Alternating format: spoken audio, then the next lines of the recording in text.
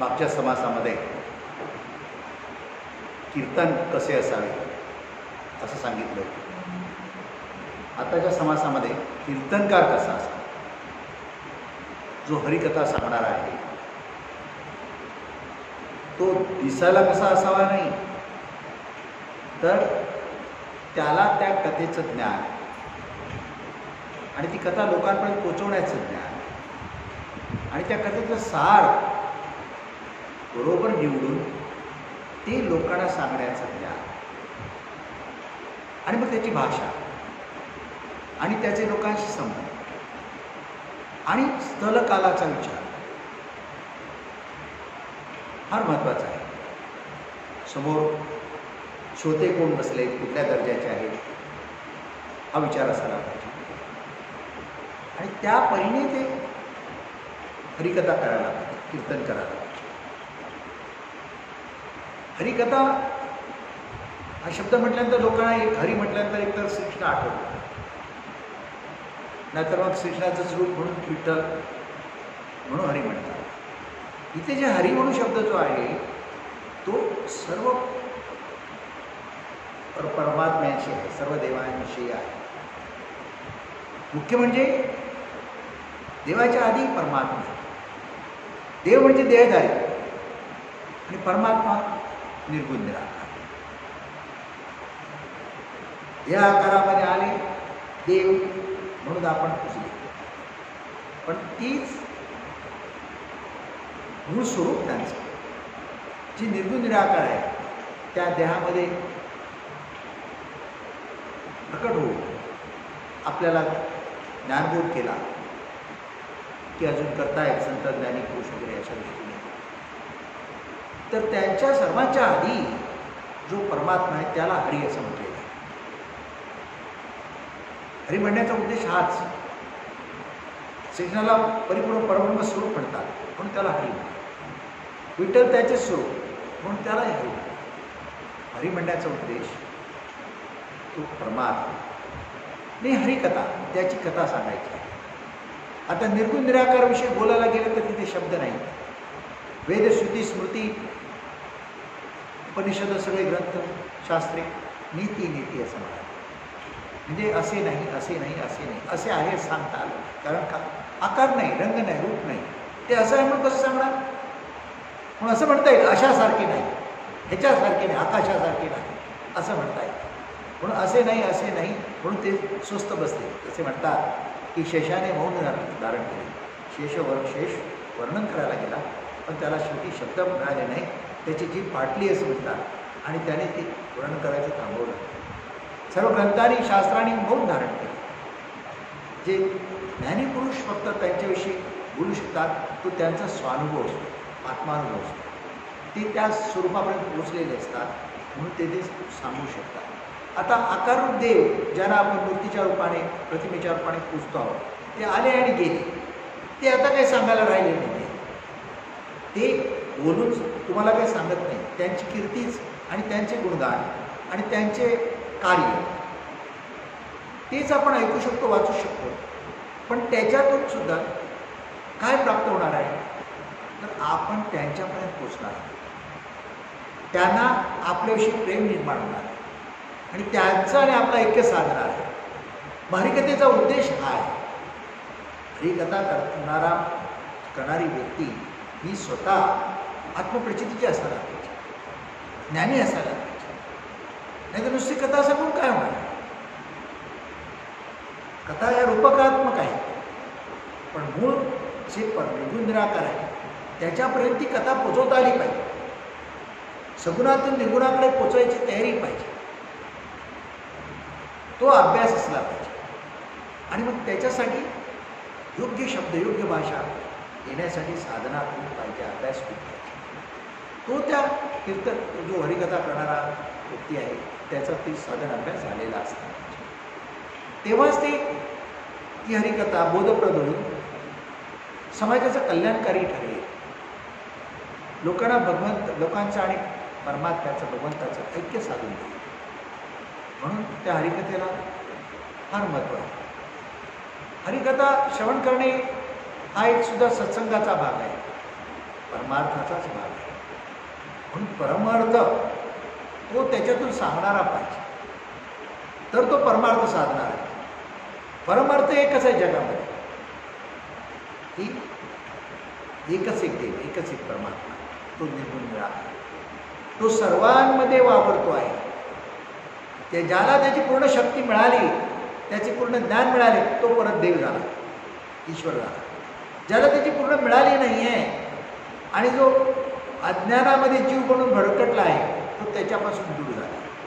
मग त्या अज्ञानी जडवून माणसाला समजेल अशी भाषा सांगणारा तो कथाकार असला पाहिजे. हरिकथा सांगणारा, जे आपल्यासमोर बसलेत लोक, ते श्रोते कसे आहेत, तर ज्यांना अभ्यास नाही आहे, भगवंताविषयी फारसा अभ्यास नाही आहे, परंपरेने चालत आलेली भक्ती करतायत. परंपरेने चालत आलेली भक्ती सगळी द्वैत भक्ती आहे, सगुण भक्ती आहे. ते नुसती सगुण भक्ती किंवा द्वैत भक्ती सांगून चालणार नाही, त्याचा काही उपयोग होणार नाही. तर त्याच्यात निर्गुण निराकार कसा पाहायचा हे सांगता आलं पाहिजे. मग प्रथम सांगताना जे समोर श्रोते जर अज्ञानी असतील, काही त्यांचा अभ्यास नाही आहे, निर्गुण असतील, तर त्यांना त्या सगुणाचंच आधी सांगून आणि सगुणात पण निर्गुण कसा असं सांगायचं. मग जेव्हा श्रोते जर ज्ञानीपुरुष बसलेले असतील, तर तिथे निर्गुणाविषयीच सांगायला पाहिजे, अद्वैताविषयीच सांगायला पाहिजे. तिथे सगुणाविषयी सांगून फायदा आहे. जसं एखाद्या मंदिराच्या ठिकाणी कथाकार गेला आणि ते मंदिर आहे समजा विठ्ठलाचं आणि सांगत बसला हनुमानाचं, तर नाही चालणार. लोक त्या विठ्ठलाविषयी ऐकायला आलेले, ते त्याचे भक्त आहे, त्याच्याविषयी सांगायला पाहिजे. त्या विठ्ठलासुद्धा तो हनुमान आहे हे सांगता आलं पाहिजे. म्हणजे समोर आपण कुठल्या स्थळाला बसलो आहोत, कुठल्या स्थळावर आपण कथाकीर्तन करतो आहोत, ह्याची पण जाण असली पाहिजे. ह्याच्याकडे लक्ष असलं पाहिजे. हे श्रोते काय आहेत तेही लक्षात असलं पाहिजे आणि आपण कुठल्या स्थानावर ते कथाकीर्तन करतो आहोत हे लक्ष असलं पाहिजे. मग ती कथा रंगते, मग त्या कथेचा हेतू सफल होतो. कारण कीर्तनकार, कथाकार किंवा संत ज्ञानी पुरुष हे समाजाला प्रबोधन करण्यासाठीच जन्माला आले आणि तो भाव त्या कथाकाराकडे असला पाहिजे, कीर्तनकाराकडे असला पाहिजे, की मला समाज प्रबोधन करायचं आहे, माझा देह त्याच्यासाठी झिजवायचा आहे, पैसे कमवण्यासाठी ही कथा करतोय असा भाव कधी असता कामा नये. त्याची कथा लोकांपर्यंत पोचणार पण नाही. पण मला जनसेवा करायची आहे, त्याच्यातून लोकांनी स्वखुशीने दिले तर ते चालेल. ते उलट तो कथाकार, कीर्तनकार जर त्याचा भगवंतावर श्रद्धाविश्वास असेल तर त्याला आपल्या मानधनाची चिंता करायची गरजच नाही, आपलं जीवन कसं जगण्याची गरजच नाही. कारण का, त्याच्यावर विश्वास असेल तर तो सगळं पुरवणार त्याला. तशी त्याची भक्ती असली पाहिजे, तशी त्याची साधना असली पाहिजे, तसा त्याचा विश्वास असला पाहिजे. तेव्हा त्याला त्या किती धमांतर मिळणार ह्याचा विचार करून त्याप्रमाणे कथा कीर्तन करतो असा भाव ठेवायची गरज लागणार नाही. नाहीतर मग चांगलं मानधन मिळालं तर भरपूर टाईम लोक कथा कीर्तन करतात, कमी मानधन मिळालं तर थोडक्यात अटकून जातात. तसं नाही, हेतू एकच. 2 लोक समोर असू दे, 4 लोक समोर असू दे, गर्दी असू दे, मला समाज प्रबोधन करायचं आहे. माझ्या एवढ्या लोकांमध्ये एक जरी त्याने ज्ञानी झाला किंवा माझ्या ज्ञानाचा त्याचा उपयोग झाला, त्याचं जीवन सुखी झालं, त्याचं अज्ञान दूर झालं आणि ईश्वराविषयीचं त्याचं अज्ञानातील दूरून ईश्वर आणि तो त्याचं ऐक्य घडलं, तर माझ्या जीवनाचं सार्थक झालं, माझ्या आजच्या ज्ञानाचं सार्थक झालं. असा भाव त्या कीर्तनकाराकडे, कथाकाराकडे असायला पाहिजे. पण दुर्दैवाने बऱ्याच ठिकाणी ह्याची न्यूनता दिसते. फार कमी लोकांमध्ये हे आढळते. नाहीतर व्यवसाय म्हणून केलं जातं. व्यवसाय म्हणून केलं की ते तुम्ही ती निष्काम भक्ती होत नाही. निष्काम भक्ती नाही तर आत्मनिवेदन होणारच नाही. तुझ्याच पती नाही तर तू त्याला काय देणार आहेस? तुलाच भगवंताशी ऐक्य घडलं नाही आहे, तुझं आत्मनिवेदन झालेलं नाही आहे, तुला आत्मप्रचिती नाही आहे, तुला स्वानुभव नाही आहे, तर तू लोकांना काय मार्गदर्शन करणार? पुस्तके वाचून, ग्रंथ वाचून त्याच्याप्रमाणे पाठांतर करून सांगायला जे जातात ते लोकांना त्याचा काही उपयोग होत नाही. प्रत्यक्ष जीवनामध्ये ऐकण्यापुरती करमणूक होते. अंतर्यामी ते भिडले पाहिजे. अंतर्यामी भिडून त्यांनी स्वीकारलं पाहिजे. नाही, हे बोलतात ते बरोबर, मी स्वार्थी आहे, मी लोभी आहे, मी टाटाळ आहे, चांडाळ आहे, दुर्गुणी आहे, दुराचारी आहे, मला असं राहून चालणार नाही. त्यांनी जे सांगितलं तेच खरं जीवन आहे, त्यानेच मोक्षमुक्ती आहे, त्यानेच सुख शांती समाधान असा निश्चय झाला पाहिजे त्यांच्यावर. म्हणून तो जर तेवढा पवित्र असेल, तो तसा ज्ञानी असेल, त्याचे विचार आचार शुद्ध असतील, त्याचा भाव तसा पवित्र असेल आणि भगवंताशी ऐक्य घडलं असेल, तर त्याचे बोल समोरच्या लोकांच्या अंतःकरणात अंतर्यामी विरतात आणि तिथे ऐक्य साधलं जातं आणि त्याचा भाव शुद्ध होतो आणि तो त्या परमार्थाला जातो.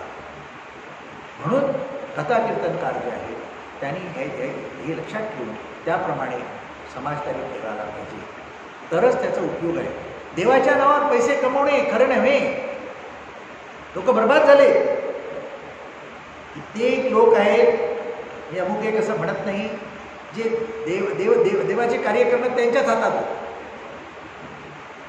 पण त्यांची परिस्थिती काय आहे, त्यांच्या मुलाबाळांची परिस्थिती काय आहे?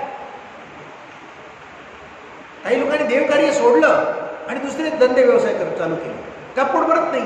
कारण तिथे निश्चय नव्हता. मगाशी जसं मी म्हणालो, भगवंताची भक्ती करणाऱ्या माणसाची पूर्ण श्रद्धा विश्वास त्याच्यावर असेल तर त्याला आडमार्गाने जायची गरज नाही, त्याला स्वार्थ लोभ ठेवायची गरज नाही. तो जसा ठेवेल तसाच राहणार. ठेविले अनंत तैसी चिरावे चित्ते सुधावे समाधान या वृत्तीन्यायाने वृत्तीभावाने तो राहणार. निश्चय झाला पाहिजे, पक्का निश्चय झाला पाहिजे. आणि त्याच्यासाठी गुरुकृपा पाहिजे, त्याच्यासाठी गुरुकृपेसाठी साधन बघतो. मी इकडे बसलो, ते जागा घेतली, ते मंदिर बनवलं, जे होतं गाठीला सगळं खर्च केलं. लोकांनी मला विचारलं आता तुमचं काय?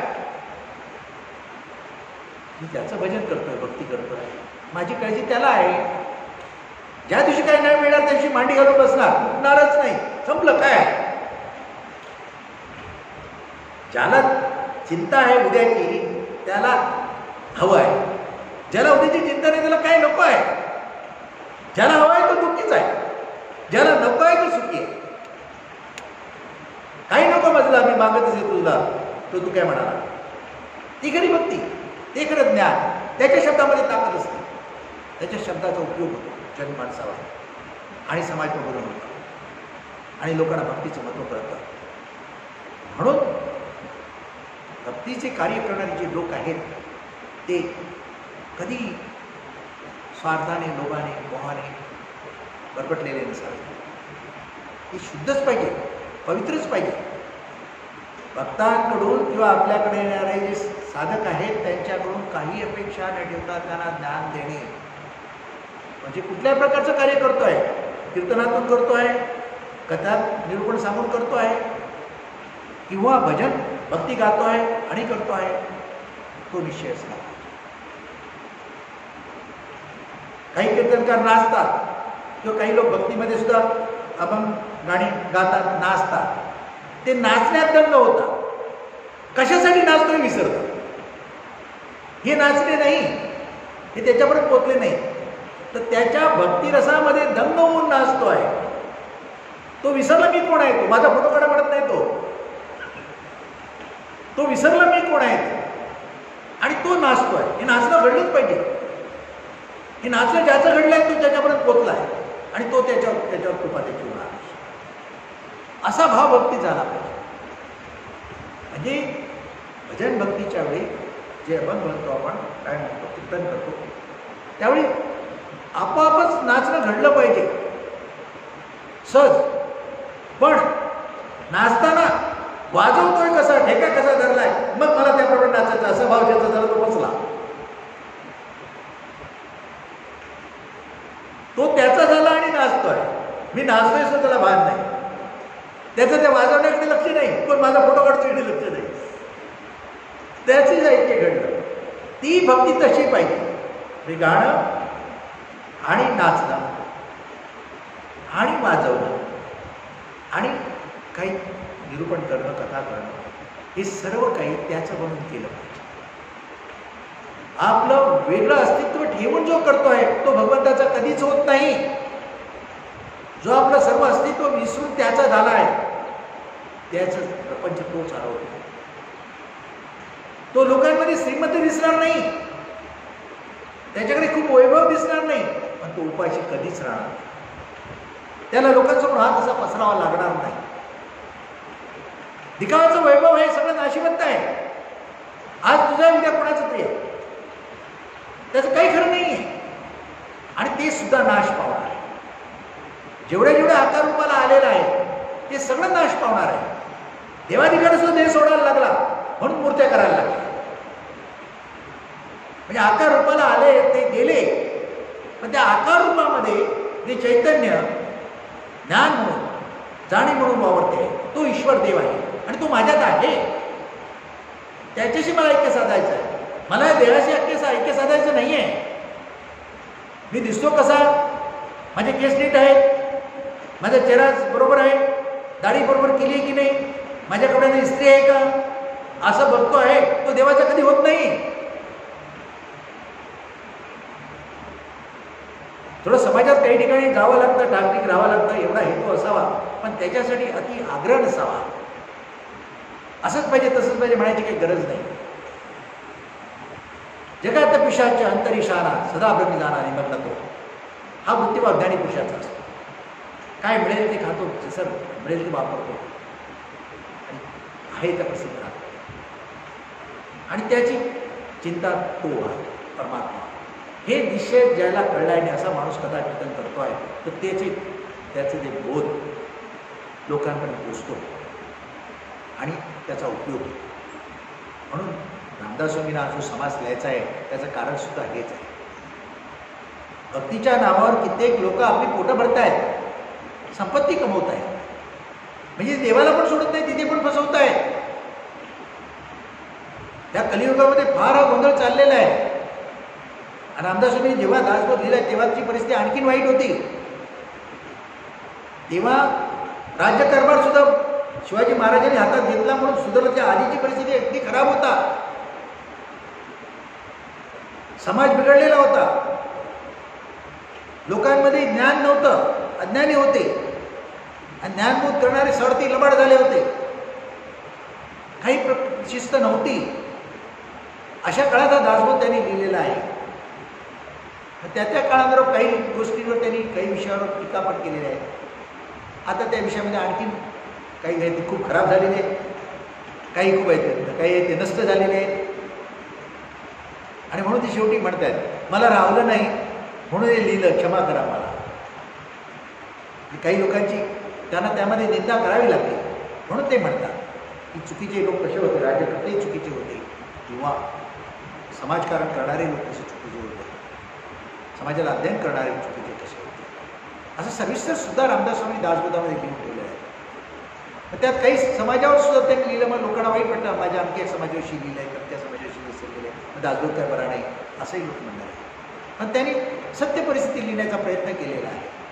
आपण त्याचं चांगलं घ्यायचं, जे राहिलं नाही आता समाजात गेलेलं वाहून ते सोडून द्यायचं, त्याच्यावर टीका करण्यात ते धरून बसण्यात अर्थ नाही आहे. हेतू काय आहे मुख्य, त्यांचा हेतू काय होता, नर नारायण झाला पाहिजे, मनुष्य देवरूपाला पोचला पाहिजे, हा माझा ग्रंथ लिहायचा हेतू स्पष्ट त्यांनी सुरुवातीलाच केलेला आहे. आणि म्हणून त्या दृष्टीने या सगळ्या ज्ञानबोधाकडे पाहिलं पाहिजे. जसं ज्ञानीपुरुष असतो, प्रेमळ असतो, सर्व भक्तांची चिंता असते आणि सर्व काही त्याला नीटनेटकं हवं आहे. पण काही वेळा काही जणांना कळत नाही, घाण करतात, चुकीचे व्यवहार करतात, चुकीचे वागतात, तर प्रसंगी कठोर शब्द बोलतात. कठोर शब्द बोलण्याचा हेतू त्याला दूर लोटणे नाही किंवा तो नको नसा, तो शिष्य साधक नको असं नाही. तर आपला हेतू काय आहे, आपला हेतू ज्ञान प्राप्त करणे आणि त्या भगवंताला आपलासा करणे. मग त्या हेतूच्या पलीकडे पोचणाऱ्या काही गोष्टी होत असतील किंवा हेतूला खंडित करणाऱ्या असतील, त्याला तो विरोधासाठी त्याला बोलावं लागतं, ती चूक दाखवण्यासाठी कठोर बोलावं लागतं. प्रसंगी ज्ञानी कठोरही बोलतो, पण मुख्य हेतू काय असतो, तुम्हाला हे लोकातून परलोकात नाही, हे लोक नाशिवंत आहे, परलोक सत्य आहे. जसं देह खरा नाही पण आतला आत्मा खरा आहे, म्हणून आत्मानात्म होईल. जसं हे विश्व मिथ्या आहे पण त्या विश्वाला व्यापून सुद्धा परब्रह्म सत्य आहे. म्हणून सारासार विवेक. ह्या गोष्टीचा अभ्यास झाला पाहिजे आणि त्याप्रमाणे निवड करता आली पाहिजे आणि त्या दृष्टीने माझी भक्ती चालली की नाही हे पाहायला पाहिजे. तर तो परमार्थ तुम्हाला परमार्थापर्यंत पोचवणार. परम ध्येय तुमचं प्राप्त करून देणार, तुम्हाला मोक्षमुक्ती देणार आणि तुम्हाला ऐश्वर्य, कीर्ती आणि मोक्षमुक्ती, शांती, समाधान प्रदान करणार. मुख्य हेतू जीवनात काय? सुख प्राप्त करणे. पण लोकांना सुख कुठे मिळते ही जागा समजली नाहीये. त्यांना वाटतं जगातल्या प्रत्येक गोष्टीत सुख आहे आणि ते जगातल्या गोष्टी प्राप्त करण्यासाठी प्रयत्न करतात आणि विसरतात हे सगळं नाशिवंत. आज आणली, घरी आणलं, सजवलं, केलं तर काही दिवसात काय त्याची परिस्थिती येऊन सांगता येते. हां, एखाद्याने खूप मोठी चांगली गाडी आणली आणि कुठेतरी भंगारा कुठे फुगली गेली आणि पोलिसांनी भंगारा दुसरून दिली, तिची किंमत काय ठरते? कुठल्या गोष्टीची काय कचरा होईल हे इथे कधी नाश होईल सांगता नाही. मग त्याच्यासाठी एवढा अट्टास का करायचा? ही जाणीव झाली पाहिजे. ही ज्या दुर्बुद्धीचा नाश करण्याचा हेतू परमार्थाचा आहे. जेवढे आपल्यामध्ये दुर्गुण आहेत त्याचा नाश करण्याचा हेतू परमार्थाचा आहे. तुमचे आचार शुद्ध करून, विचार शुद्ध करून, तुमची भक्ती व्यवस्थित होऊन तुमचं परमात्म्याशी ऐक्य घडलं पाहिजे आणि त्याच्यासाठी तुम्हाला ज्ञानाची गरज आहे. ते ज्ञान म्हणजे आत्मज्ञान, स्वरूप ज्ञान. आणि ते स्वरूप ज्ञान प्राप्त होणाराच बोध पाहिजे. म्हणून त्याची जाणीव असणारेच खरे समाजकार्य करू शकतात आणि ते खरे देवकार्य करत आहे आणि ते देवकार्याला योग्य आहे. म्हणून रामदास स्वामींनी जरी ते कथाकारासाठी लिहिलं असलं, कीर्तनकारासाठी लिहिलं असलं, तर आपण श्रोतेवर राहावं. आपल्याला काय घ्यायचं आहे हे महत्त्वाचं आहे. आपण त्या भक्तीमध्ये कुठे आहोत, आपण कशा प्रकारे भक्ती करतो, आपल्या मनामध्ये काय आहे, आपल्या वृत्तीभावामध्ये बदल झाला आहे की नाही. ह्या विश्वातली माझी जे मन सारखं भरकरून तिकडे वृत्तीभाव चढलेला आहे तो आज चढला पाहिजे. जसं निसर्ग महाराज म्हणाले, बस माझ्या सद्गुरूने सांगितलं,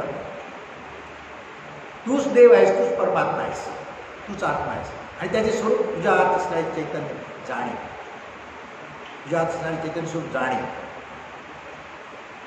ह्याचा शोध घे. आता तो शोध घ्यायला बाहेरच्या मनाला आत आणलं पाहिजे ना. आत म्हणजे देहाकडे नव्हे आणि देहात आत म्हणजे देहातल्या कुठल्या मुख्य इंद्रिय आहे त्याच्याकडे नव्हे.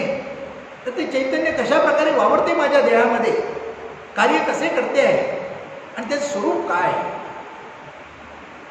मग त्या चैतन्याचा वापर करून जगामध्ये व्यवहार करायचे आहे. जसं एकच पाणी अनेक झाडांना जाते, पण त्या झाडाचे जे गुण आहेत ते त्या फळात उतरतात. चव तसेच माझे जे विचार आहेत ती बाहेरच्या गोष्टीसाठी गेल्यानंतर त्या बाहेरच्या गोष्टीमध्ये कुठल्या गोष्टीमध्ये माझं मन रंगलंय तसं ते घेणार आणि त्याप्रमाणे कर्म घडणार. स्वार्थ लोभ मोहाचे जे विचार झाले माझे, वासनेचे माझे झाले, तर माझ्यामध्ये दुःखच येणार. मग ती होऊ नये. ती फक्त त्या भगवंताकडे लावले, तो आज बसला त्याच्याकडे लावले तर इतराकडून दूर जाणार, माझे होणार, त्याच्यावर परावृत्त होणार आणि ते आपल्या एका शुद्ध भावनेशी ऐक्य होणार. आपोआपच आपण दुर्गुण, दुर्वासना, दुराचार ह्याच्यातून मुक्त होतो. मग आनंदीच आहे. तेच ईश्वरी स्वरूप आहे. आपल्यातला रजोगुण तमोगुण कमी झाला आणि सत्वगुणाचं सामर्थ्य वाढलं, ईश्वर स्वरूप प्राप्त झालं. मग ईश्वर स्वरूप प्राप्त झाल्यानंतर सुद्धा मी ज्ञानी आहे, मी देव आहे, ईश्वर आहे असा भाव केला तरी सुद्धा तो अज्ञानात गेला आणि दुःख भोगेल. म्हणून सर्वांच्या अंतर्यामी तो आहे, मी वेगळा नाही आहे. माझ्या अंतर्यामी परमात्मा जो आहे तो सर्वांच्यामध्ये आहे. देहाने सगळे वेगळे आहेत, पण अंतर्यामी जो परमात्म्याला त्या रूपाने आम्ही एकच आहोत. असा भाव, असा निश्चय, अशी आठवण, असं स्मरण सतत राहिलं पाहिजे आणि त्याप्रमाणे समोरच्या माणसाची व्यवहार करा. आपल्याला खूप एखाद्या माणसाचा त्रास होत असेल तर त्याच्यापासून दूर जा. त्याची संगत करू नका, त्याला टाळा, त्याला शिकवायला लावू नका. तो तुमच्याकडून शिकणार नाही. तो स्वतःला शाळा समजतो तेव्हा तुम्हाला त्रास देतोय, तुम्हाला कमजोर समजतोय तेव्हा तो तुमच्यावर जोर करतोय. ही जाणा, विरोध करायला लावू नका. समाजापासून अलिप्त राहून स्वतःला पहिले तयार करा, मग समाज प्रबोधनाला लागतो. म्हणून आपल्यामध्ये पहिले झाका, आपल्यामध्ये शोध घ्या. त्या परमात्म्याचं तुमचं एकदा घडलं, अनुसंधान त्याच्याशी जडलं सद्गुरू कृपेने, तर निश्चितच तुम्ही जो तुम्हाला त्रास देतो तो सुद्धा तुमचे पाय धरणार. तुमची सुधारलेली परिस्थिती, तुमच्या आचारविचार, लोक तुम्हाला बदलायला लागले, लोक तुम्हाला मान द्यायला लागले, तो पण विचार करणार आहे वा काहीतरी आहे आणि तो आपल्याकडे.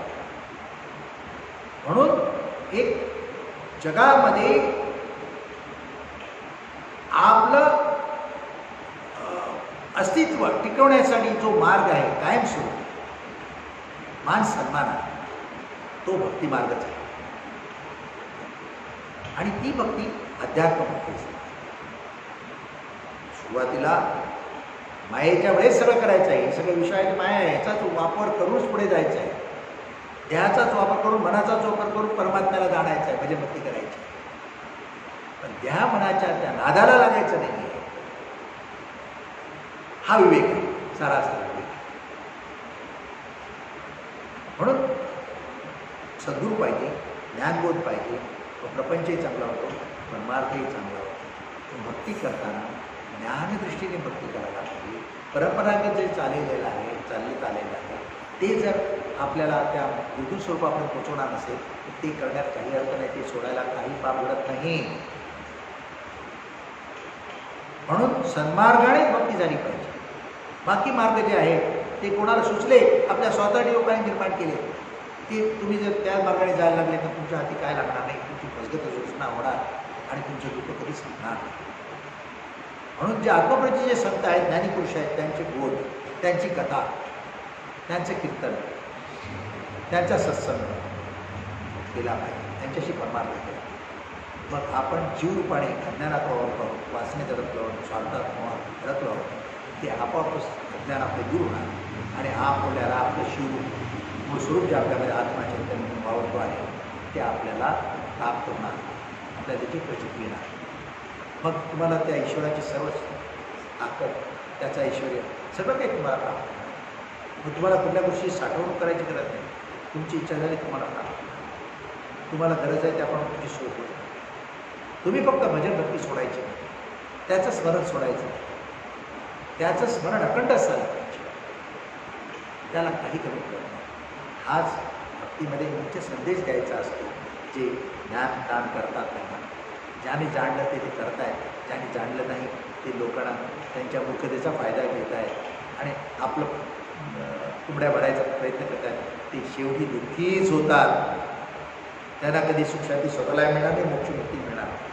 म्हणून अशा भुलवणाऱ्या लोकांच्या नादी न लागता जे वेदांताने, वेदशास्त्रे त्यानेच जी भक्ती निवडून दिलेली आहे तीच त्याचंच अनुकरण करायला आणि त्याप्रमाणेच साधन भक्ती करायला. मग तुम्हाला आणखी काय करायची गरज नाही. जीवन सुखाचं, शांतीचं, समाधानाचं होणार आणि मोक्षमुक्तीचे अधिकारी आपोआप राजा, विराज, सर्वणा, श्री सिद्धरामेश्वर